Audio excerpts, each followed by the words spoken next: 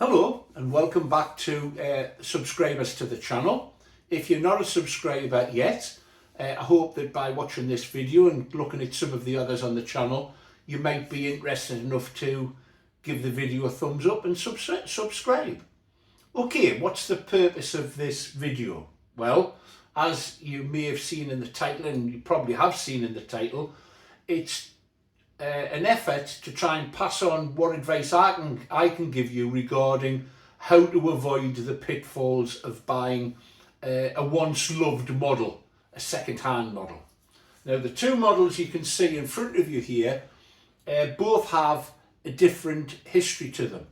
The one in the rear, the rudder bug, came as a partly completed project, and it was the quirkiness of it that both attracted me and actually put off the person who had it in their possession at the time. So the first thing I would say to you is, does the subject matter interest you? After a while, you quickly come to a conclusion on what you like. When you first get into the hobby, you tend to, my personal experience was, I wanted to try all kinds of different model flying and model building, and over time you eventually get into a pattern of what you enjoy the most. And these two models give you a good indication of where my interests lie. I like vintage models, perhaps for the nostalgia, I don't know, as you get older that seems to become more of a factor. And I'm also attracted to World War I prototypes. That being the case, if a partly completed Mustang or a virgin kit of a Mustang came along, would I be interested? Well, yes, I would, because I'd be interested in the challenge of building it. But in reality, it doesn't really float my boat. So I tend to avoid looking at things that I know I'm only going to have a passing interest in. I would certainly enjoy the build, but would I enjoy flying them? I'm not so sure. So my advice is, once you've actually got into a little bit of flying and a little bit of construction or modelling, you'll find what you like the most. And my advice is, unless you want the model to become a hanger queen, stick with what you enjoy. So this model has a very different history to the rudder bug. I picked this up at a swap meet, and in some ways it breaks all the rules regarding how to make a good purchase. Not because it's a flawed model, far from it. It's an excellent, at this stage, my summary is it's an excellent purchase. It's an excellent, well-made model. But there are a few things I think you should try and steer towards if you want to avoid being disappointed. The first of those is, it's ideal if you know the provenance of the model. If you've seen the model fly, fellow club member, maybe an owner, or you've seen the similar make of model or type of model flying, you'll know what it's capable of, and you'll know whether you are capable of flying it, or you'll have a better idea. That's one of the reasons why purchasing at a swap meet can be a little bit risky, because in this case I knew nothing about the builder nor how this particular model would fly, but I've been after one of these for some time. I would have preferred an unopened kit, because then I would have had the joy of making it as well, but that wasn't the case. So I haven't seen it fly, I haven't seen the engine run, but I was able to give it enough of a once over at the swap meet to make a decision that it was worth taking a punt at. And I'm going to take you through, with this particular model, Bristol Fighter, how I went about assessing whether it was going to be a good buy, and how I'm going to give it a once over before I take it to the field and give it a flight, a maiden for me. But I understand that this model's been around for some time. A little more of that in a second. I think you've had enough looking at me. Don't want to put you off. a little bit closer look at this Bristol fighter. It's a flare kit. I knew it was a flare kit as soon as I saw it, and I could see very, very quickly that it's been well made. I've since been informed by the person I purchased it from, who got in touch via the YouTube actually, that he'd owned the model for 21 years, which is a long time, and it gives you some idea of the longevity of the model. And I take him at his word. I have no reason to doubt that. He said it's an excellent flying model. He's had a great deal of fun with it, and he was just pleased that I liked it because I'd done a brief video on the model itself. When I actually looked at it on the day, the first thing I did was I took the cover off, or asked the chap who was selling the model if he could take the cowl off, which he did, and we had a look inside. So I'm going to take you through my thought processes that I went through at the day of the swap meet. Well, this is what I was greeted with when the cowl was removed. The chap had already unscrewed it ready, anticipating that people would want to see what was inside. It's a 94 stroke. I believe it's an OS clone. The first thing I did was feel if it turned over, and it did. As you can see, I'm turning it over here, which is always a good sign. Engines can become very gunked up, particularly if they've run on castor oil. That doesn't mean that the engine's seen better days. Often heat from a hot gun is enough to free them up, and you'll find that they'll start quite readily. But that's a good sign, and it's got a nice compression, which I was pleased to see. The setup internally looked very clean. There wasn't lots of muck all over the inside, which often is a sign that things aren't quite going the way they should be. It's been well thought out. The servo to operate the throttle is in the cowl area, which is a similar approach that I took on my SE5, which is also a flare kit. This battery compartment, a cursory look shows that it's being used to operate the remote driver. How you would do that, I'm assuming that this is linked somewhere to a switch, which I haven't discovered yet. Reasonable sized tank.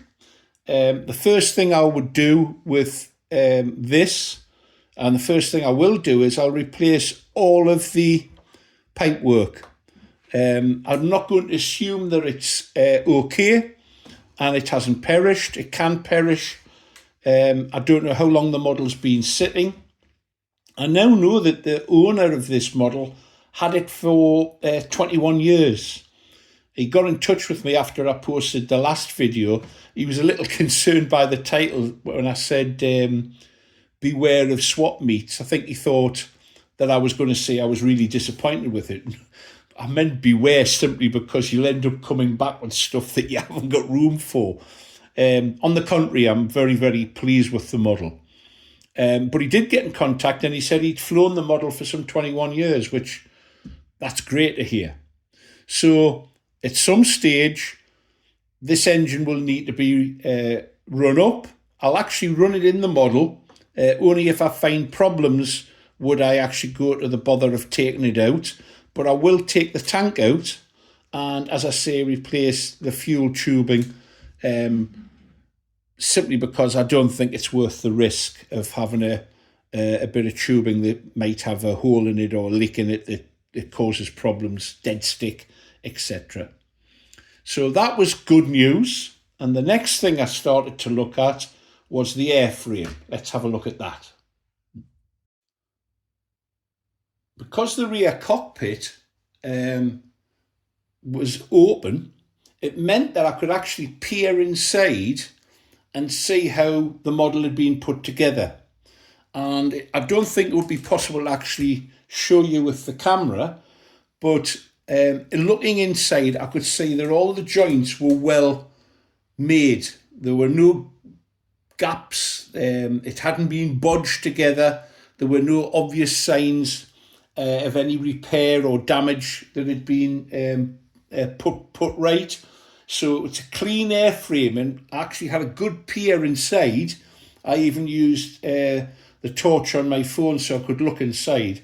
It's well made, and that is your first requirement, of course. The cockpit area, to me, had loads of potential, which at the moment hasn't been realised, and that it was an attraction because it meant I could do something with it. So I do intend on working on the cockpit area and doing something with that. That didn't really particularly put me off. You can see that the stitching detail on the whole model is well done, and the rigging wires have been carefully thought out and they've been reproduced in a scale-like manner, and everything appears to be spot on.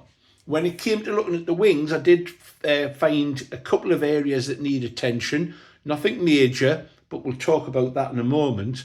When I got it home, there was a level of head scratching, and I'll explain that now. One of the features of the Bristol fighter is that the lower wing hangs below the fuselage. And when I got the model home, one of the first things you need to do is to check over the radio gear if that's included in the model. If I'm unsure about servos, having tested them, the first thing I'll do is replace them. They're not massively expensive, and it's well worth spending a bit of time and a few pounds or dollars if you're across the pond, or whatever it's euros if you're in Europe. Spend a few pounds to get it sorted out and replace them if you have any doubts whatsoever on how reliable the servos are. The quirky thing about this design is that the radio access hatch, and I use the word access in its most stretched out form, is actually underneath here. So to get to the hatch, some of these bolts, I presume that one and this one and perhaps this one, will need to be removed on both sides to swing the undercarriage out of the way so I can get to the servos. You can see that the servos that operate the elevator come out the side here, and the ones that operate the rudder are internal, but they all are in here somewhere. You can't see them easily. In fact, you can't see them at all. You can only see where they're coming from. So I do need to get in there to see what state everything's in. Since videoing that last bit of footage, I've got a little more clarity on what's going on with this model. I spoke to Eric at the flying field yesterday, no, a couple of days ago now, and he has one of these models, but he has told me that the wings were actually one piece, and that would explain why the access hatch to the radio gear is under this section, because if you were bolting the wing on each time, that makes sense. Now, obviously, the person that's built this model has redesigned the original concept, I believe. I'm here to be corrected if I'm wrong, so that it makes it much easier to assemble, and it certainly does that, but it does mean that getting into the radio gear is a bit more problematic. I'm going to take off these rear bolts here so I can rotate the undercarriage forward, and then there are 6 bolts, 3 each side, to take this section off, and then we can have a look inside at what's going on with the radio gear. Essential part of checking out a model before you take it to the strip, if it's a new purchase, obviously.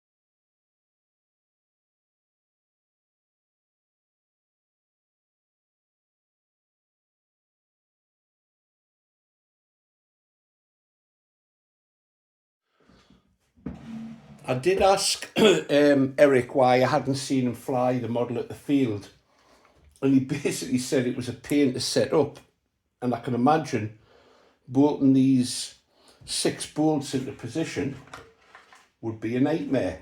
So there we go. There's the first thing that you can see. That's now the access to the hatch. So I'll set this up so we can see better what's going to go on inside.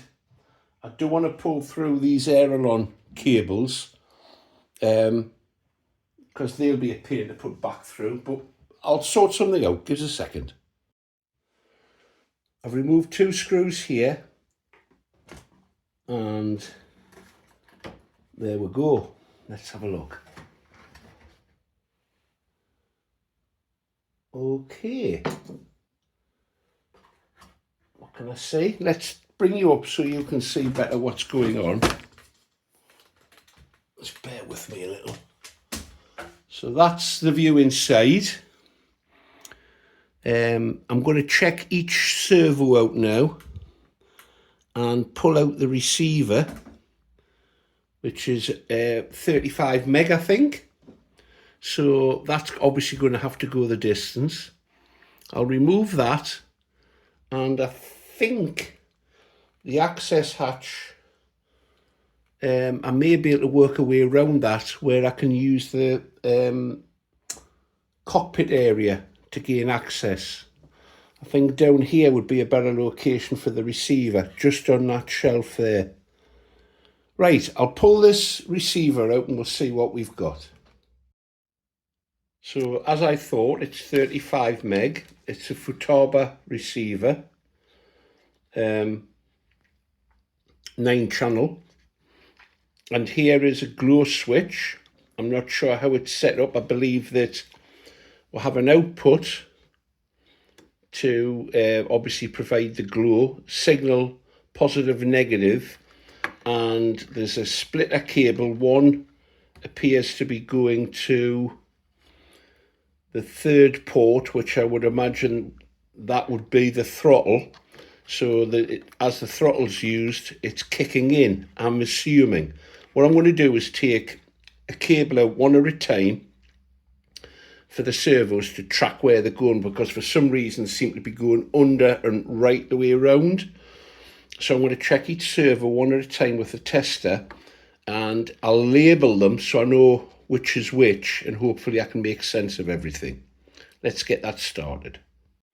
So I've done a little 5-minute search on the internet, and I've found some instructions for the SM glow switch, and basically I'll read out a summary of what it does. The module is designed to improve the performance of poor throttle response and cutting out from slow running conditions.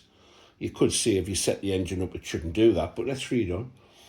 The module is to use with 2 or 4 stroke glow engines, single or twin cylinder. The module is driven directly from the receiver via a Y lead. The switching point is adjustable across the full range, so assume that you can get it to turn on only when you think it's going to be needed, perhaps obviously at the lower end. A 4-second delay is incorporated on the glow switch to allow the engine to pick up when rapidly opening the throttle. A separate arming switch is not required, as the glow battery is automatically disconnected when the receiver battery is switched off. And there's a little circuit diagram there. So it's probably worth a punt trying that out. That's a bit of a bonus. I suspected it had a glow driver in there, and it runs off a C battery, according to this. That would explain the case in the cowl area, the battery case. So that's tested. There's nothing more to test here. What I'll do is I'll put all this back together and we'll check out the wings, which is the last thing that you really need to look at when you're purchasing a model, to make sure everything's sound. Obviously, you won't always get the opportunity to pull things apart like this, this is what you do once you've made that decision to purchase it and you've got it home. But there are things you can check when the model's on the table or at the field, or you're going round to somebody's place to have a look at a model. Let's have a look at the wings next. As I'm putting this back together, I just thought I'd point out a couple of things. First of all, I can understand what Eric meant when he said 6 screws to put the bottom wing in.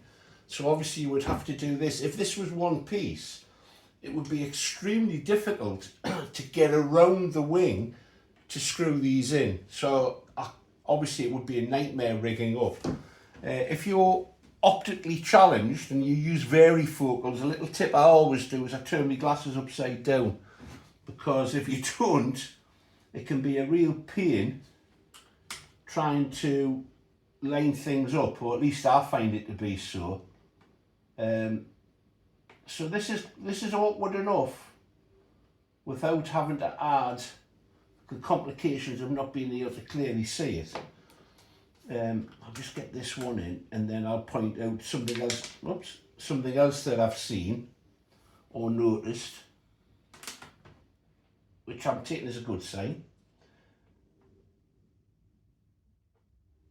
There you go. Yeah, can you imagine trying to do this with a full piece wing on?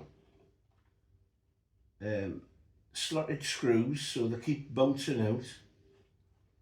Anyway, that's 4 of the 6 in. I've noticed this bit of tape, electrical tape, on both sides. I'm assuming that that's the CG position. I'll of course check it, but almost certainly that's what that's been added for. There's also something else around here, if I bring it round. There you go, trying to get the tripod round. There's something that's broken off here, and when I've had a look at some photographs of prototypes, there's a little dynamo with a wooden prop on it, coarse pitch prop, I'm assuming to generate electricity for heating something, whether it's an engine, or I doubt they'd have luxury of heating the cockpit, I don't know. But I'm going to make a little one of those because I think it would look cool, free spinning prop, little wooden prop on the undercarriage. So anyway, I'll get on with this, then we'll have a look at the wings, and we'll move on and do a summary of the overall process of checking out a plane. Before moving on to the wings, I thought it'd be worthwhile to revisit what's going on in here. This holder is clearly for the glow switch now. That's definitely what it is. And tucked underneath, neatly tucked underneath, there are 3 screws to remove this, and underneath is the receiver battery, which I will replace. And the rest of it makes very good sense now. So, onto the wings. So I've brought you up here to the hangar. I know, it's crazy. To have a look at the wings. Now, the first thing I did when I was at the swap meet was I asked the chap if he could get the wings out. And they're actually in pairs, and they're not too difficult to handle like this. I was able to get them into the car, actually just pile one box on top of the other and the fuselage down the side. But what you need to look at when you look at anything like this is to check that there's no obvious signs of repair or damage, because you just don't know what's going on underneath the covering. You haven't seen it being built, and you have to assume it's been built correctly. And of course, if you see any patches or obvious signs of repair, that can be an alarm bells for me anyway, because you don't know how well the repairs have been done, or even if they've been done at all. I have seen some models and some people where they have a prang and they rip the covering and they just patch up the covering and don't investigate any structural damage that's been done to the spars or the interior. So it's always worth checking for that. If there is obvious signs of damage, then my advice would be stand clear. So obviously the next thing to do is to check out the servos, and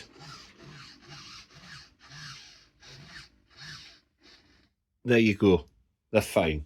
Now, I'll have to do the same with the other books, but as you can imagine, that's a bit more involved, getting things out of here. But you get the general idea. Check over the wings, check for any structural damage, check for any tears or patches, and ask questions. What's gone on here? What's been done about it? Let's get back and summarise overall what to look for. Well, I did actually check the other set of wings in terms of the servos. All was fine. Right, summary.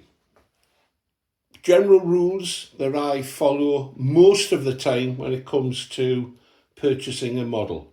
I try to avoid impulse buys, and yes, this was an impulse buy, although that's not strictly true because I've been looking at this particular model and I was looking for one of these kits for a long time.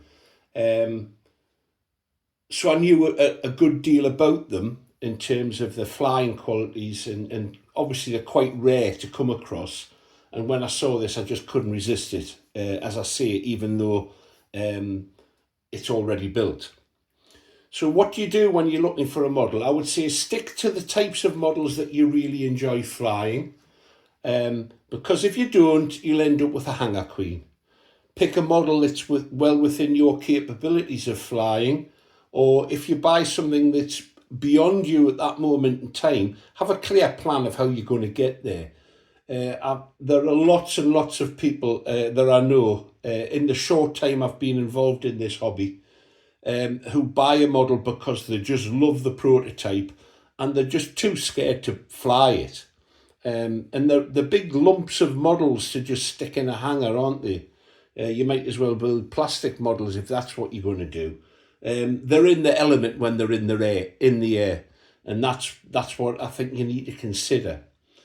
Check them over as much as you possibly can. Ideally, you know the provenance of the model and you've actually seen it fly. If you've seen a fellow club member who's passing on a model and they wanted money for other projects, all the better. You know exactly what it's capable of. At least have some idea of what that particular model flies like. Have some understanding of that. And then thoroughly check over the model. My number one walk away would be if you see any obvious structural damage to the model. As I mentioned earlier on when I was talking about looking in the fuselage and just before looking at the wings, if there are any signs of patches or repair work, I would say be very careful on what you decide to do, because you don't know how well any repairs have been undertaken, if at all. As I've already said, I've seen models where simply a bit of covering was applied over the top of a crash damage and no thought's been given to what's going on inside. Don't be afraid to buy once loved models. There are some great bargains to be had out there, and an opportunity for you to get your hands on something that you really want to fly and really want to enjoy. So I hope that sort of little talk through and walk through of what I do when I come across a model like this and I purchase a model like this, I hope you find that useful, and if you do, it might save you a little bit of heartache down the line. Thanks for looking in. Please give it a thumbs up if you've enjoyed it, and if you haven't subscribed, why not join the fun and hit that subscribe button. Bye for now.